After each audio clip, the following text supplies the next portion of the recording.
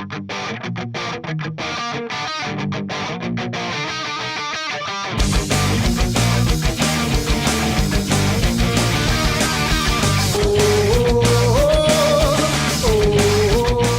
up, everybody? This is Jayson with MCTV.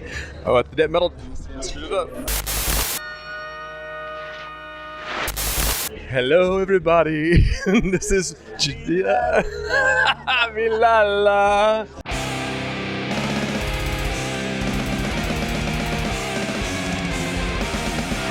The basketball team is planning a party. A slumber party. But be on the lookout for an uninvited guest. Please, please. When the pizza arrives, things really start jumping. Some people may have to leave early. But others will hang around and hang around. You're underage. Negative. Let's go. You're not going to eat the dead guy's pizza. I feel better already. Really, I do.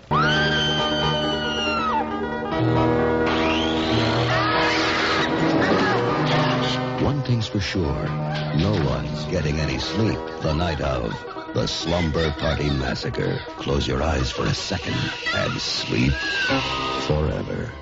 Well, he played Russ in Slumber Party Massacre. How long ago was that? It's almost running like 40 years now. Close to it. It's 1980, 81, I think, about 80. Really. So you're coming across that 4 decades mark, you know? I don't look back.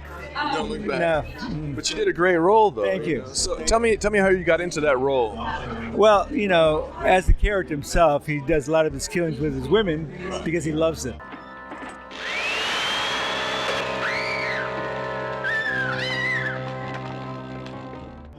You know, when you kill for love, there has to be something behind killing for love. All right? So I decided I'm going to do this backstory on the character. And what I did is I recreated this garage and myself as being 10 years old in this garage. And my father's, all his tools were there. And my little sister that I was watching, were playing, she was 3.5 years old, Annie. And I says, let's play with this drill. And I took the drill off the thing, and I started playing. I started, hey, Annie, and I'd give her this thing, and she ran forward toward me as I was going down, and I hit her right in the head with this drill, and she died on the spot. You know, and I never really got over it, and I was like freaked out. I mean, I was really freaked out all the way through kindergarten. I couldn't get over it. My parents couldn't get over it. And eventually, they put me in an institution. And when I was in this institution, you know, I kept thinking about my sister who I loved, and, you know, the anger that I had toward guys, but I didn't have it with women. Do you think I'm getting better? You know, and one day, when I became an adult, I decided to escape from this institution, and I left. And then I realized the stuff kept coming back about the killing of my daughter, and then I started to, you know, follow these girls. And I was like trying to find my sister. I mean, I keep saying daughter, sister, and same with these women. They became my sister. You know, so when I was killing, it wasn't I was killing, I was loving my sister, but that killing was, I mean, it's kind of connected, loving and killing, you know, with that drill. And then when I got my first victim, I started going off more and more and more.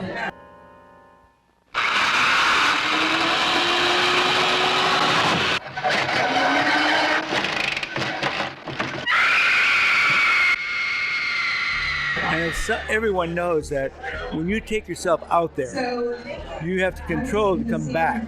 Sometimes people go out there and never come back, you know, and that's where Russ Thorne was. Yes.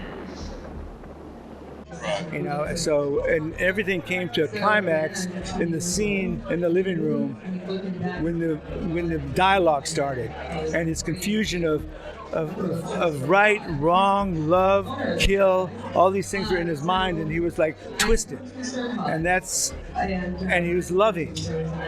Takes a lot of love for a person to do this. That's excellent. And so how did you get ready for the part? Well, I mean, first of all, I got the drill a couple of weeks beforehand, and I'd take that drill wherever I was going. And I was taking acting classes at that time, and we're working on certain animalizations of the character. You know, to give him a creepiness, I decided to use a peacock.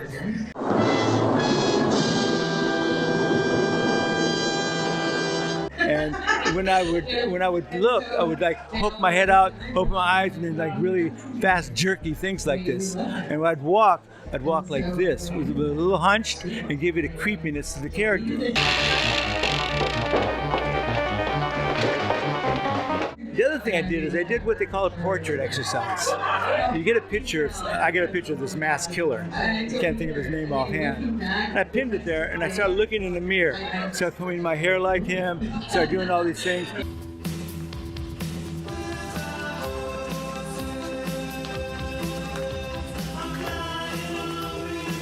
And I realized something about this character. In most masked killers, they never look at somebody straight on. They're always looking at it with one eye.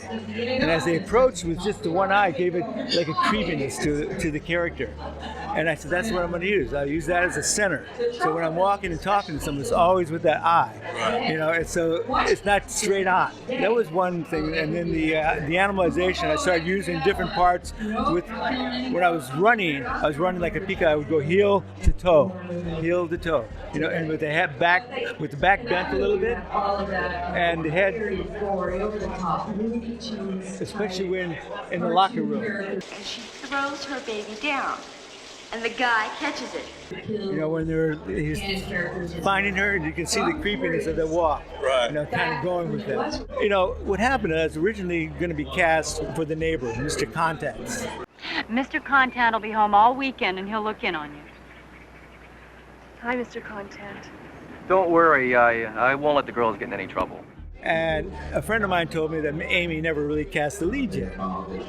So I decided, well, I'll come in as the lead. What I feel the lead's going to be like. And I came in as a regular guy, Levi jacket, red t-shirt, boots.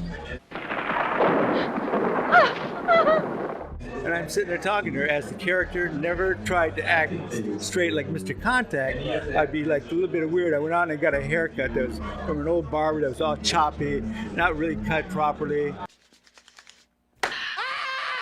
They didn't want to look proper. And she said, how would you like to play the lead? I says, duh. You know, basically what I said to her. And that was it. You know, it was a great thing.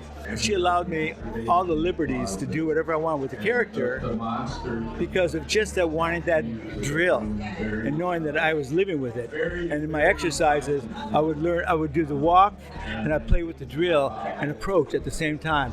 And so the drill became part of me. What other questions do you want to ask me?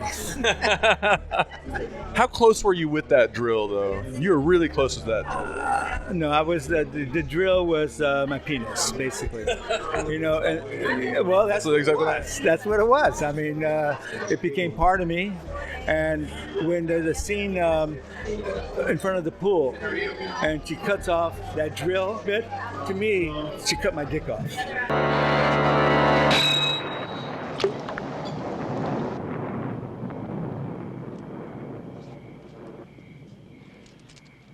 I remember screaming. I just, you know, everything was gone at that moment. And I was screaming, and it was so loud and vicious that the police came. The neighbors called the police, thinking something happened. You know, and it's really quite amazing. Well, that's quite painful, I would imagine. I was reacting to something, yes, and it is. That's why they say in method acting, there's a technique called emotional memory. You know, and they say if you use emotional memory, you can go crazy. I got a lesson here, an acting lesson. That's excellent. It's always out there. I mean, you know, even today at my age, and I'm still taking classes at UCLA. You know, writing classes, this or that, just learning something. You just cannot stop learning. Well, we thank you so much for your time. It's been so great hanging out with you. You want to do a little dance or something? Or? Well, are you finished? Uh-oh. How do you say my name? Michael Villella. Perfect. All right, thank you very much. Ciao.